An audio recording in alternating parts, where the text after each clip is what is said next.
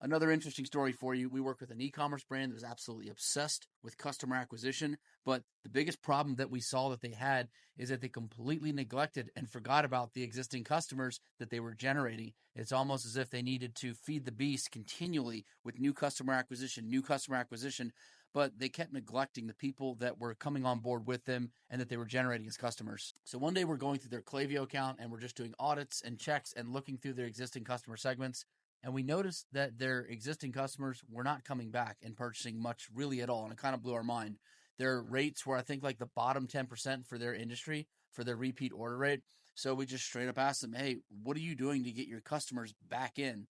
And it was just like silence. I'm not sure if you're familiar with this phrase, but rich people buy time, poor people buy stuff, ambitious people buy education, and lazy people buy distractions.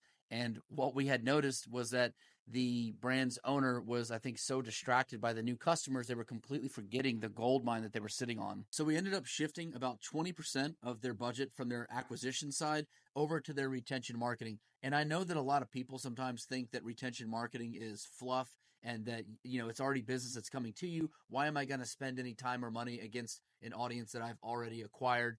Kind of like that old battle of paying for Google branded search. It's already kind of coming to you, but it is still really important. And this is just simple stuff: personalized emails, loyalty bonuses, access to new products, nothing crazy. The beautiful part about this is that 6 months later down the road, their customer lifetime value doubled and their acquisition costs actually went down because they started acknowledging the customers that they already have. And we think that the word of mouth started kicking in. And what's wild is that this happens with a lot of brands. It's not something that's just like a one-off scenario. A lot of brands are so focused on filling up their buckets with new customers that they don't ever notice that they've got a hole in the bottom of it. So the biggest growth sometimes can come not just from new customer acquisition, but servicing the ones that you've already got, the ones that already like and believe in you.